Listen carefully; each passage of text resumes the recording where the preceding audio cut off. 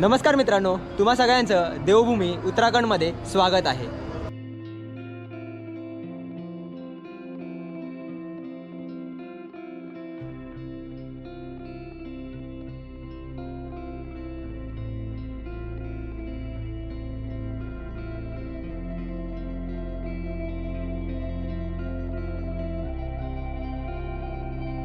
मित्रांनो, हरिद्वारसाठी आम्ही आमचा प्रवास मुंबईवरून सुरू केलेला.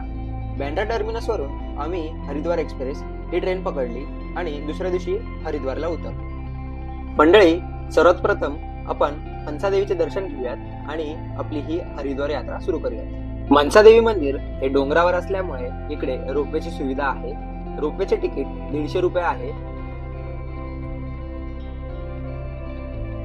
पायथ्यापासून मनसादेवी मंदिरापर्यंत जायला 2 किलोमीटर ट्रेक करावा लागतो आणि यासाठी साधारण आपल्याला अर्धा तास लागू शकतो. मित्रांनो, मनसादेवी मंदिर हे 51 शक्तिपीठांमधील एक मंदिर असल्यामुळे या मंदिराला हरिद्वारमध्ये भरपूर महत्त्व आहे.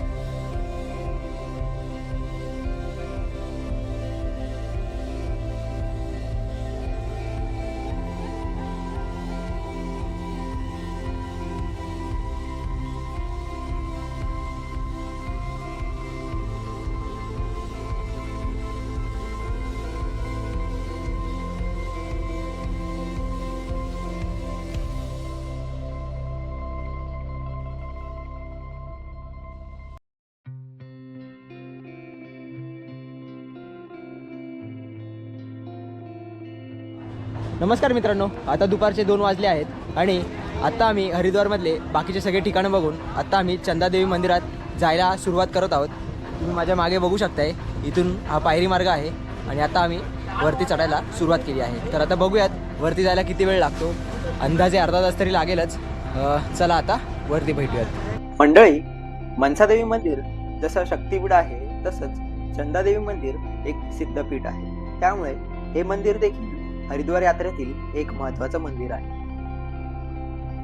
चंदादेवी मंदिराला देखील पोचायला आपल्याला एक छोटासा 3 किलोमीटरचा ट्रेक करावा लागतो आणि यासाठी लागणारा वेळ साधारण अर्धा ते पाऊण तास आहे.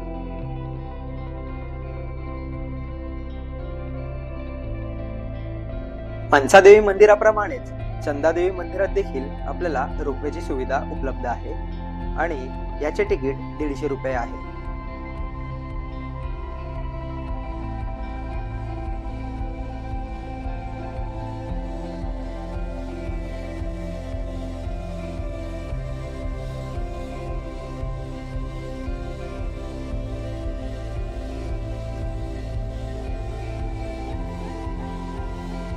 मंदिरात कोणत्याही प्रकारच्या व्हिडिओग्राफीला परवानगी नाही.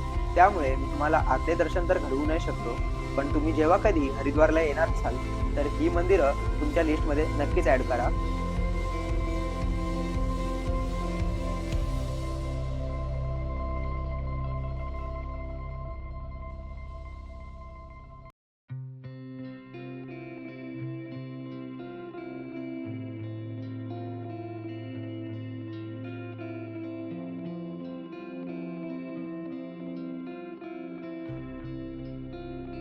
हरिद्वारमधील बाकीची मंदिरं बघण्यासाठी आम्ही ही रिक्षा बुक केली होती आणि या रिक्षाचे पर पर्सन आम्हाला 200 रुपये पडले होते आणि ह्यात आम्ही 5 मंदिरं बघितली होती.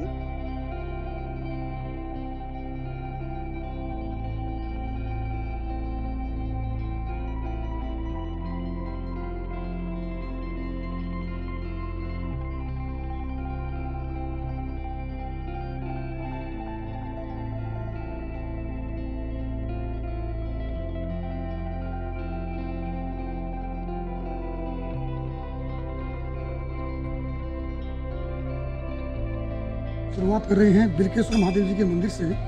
सबसे पहले मैं आपको लेके जा रहा हूँ गौरीकुंड. गौरीकुंड जहाँ पर गौरा मैया यानी कि पार्वती जी स्नान किया करती थी. उस गौरीकुंड में जो आप जल देखेंगे वो जल भरा नहीं जाता है, वो जल अपने आप नीचे से आता है. इसको माता पार्वती ने अपने कंगन से बनाया था. उसका आकार भी कंगन जैसा ही है. उसके बाद मैं आपको इधर लेके आऊँगा.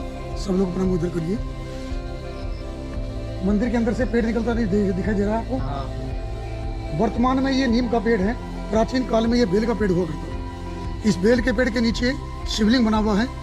ये वो जगह है जहाँ पर शंकर भगवान जी को वर के रूप में पाने के लिए पार्वती जी ने बैठकर 3000 वर्ष तक तपस्या की थी। राइट, आइए गौरीकुंड।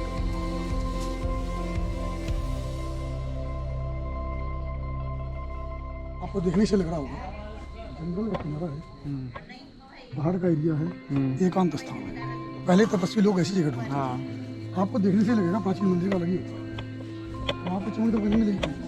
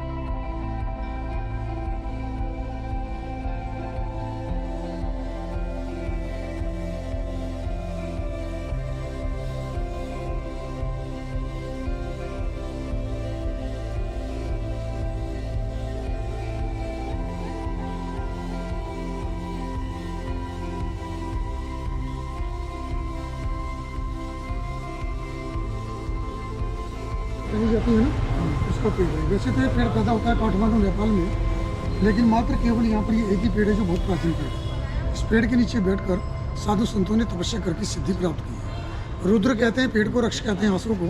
शंकर भगवान जी की आंखों से जो आंसू गिरे थे उससे इस पेड़ की उत्पत्ति हुई है, इसलिए इसका नाम रखा गया है रुद्राक्ष। इसीलिए हम लोग रुद्राक्ष की माला को धारण करते हैं। जुलाई के महीने में इसके ऊपर फल आना शुरू हो जाता है और दिसंबर, जनवरी, फरवरी में ये फल बड़ा बड़ा हो जाता है बेर की तरह। मई के महीने में इसका फल ऊपर से उतार लिया जाता है। ऊपर से उतारने के बाद भिगोते हैं, भिगोने के बाद फिर छीलते हैं, तब पता लगता है कौन सा दाना कितने मुखी है। क्योंकि रुद्राक्ष एक मुख से लेकर के 14 मुख तक होता है, लेकिन इस पेड़ पर 3 मुखी और पंचमी रुद्राक्ष ज़्यादा आते हैं। अभी आप लोग क्या करेंगे, वहाँ से एंट्री करेंगे। ये 12 ज्योतिष शिवलिंग है, इनके ऐसे परिक्रमा करेंगे। परिक्रमा करने के बाद आप सामने जाएंगे जहाँ पर पारदेश्वर महादेव लिखा हुआ है। इसमें पारे का बना हुआ शिवलिंग है, 151 निकले हुआ।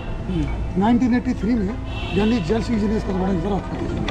उसके बाद सामने मामर पूज्य मंदिर है, दर्शन करके गाड़ी के पास। राइट,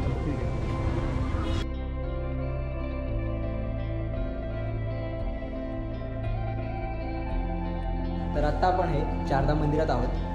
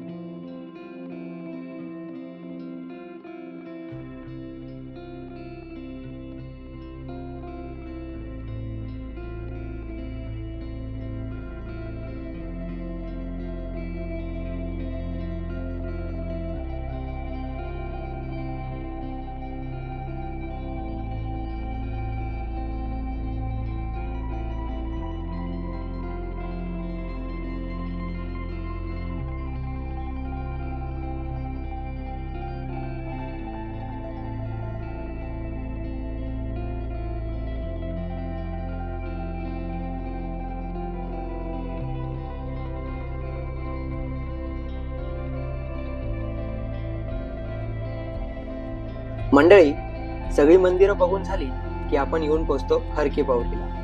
जिकडे आपल्याला संध्याकाळच्या गंगा आरतीचा अनुभव घेता येतो.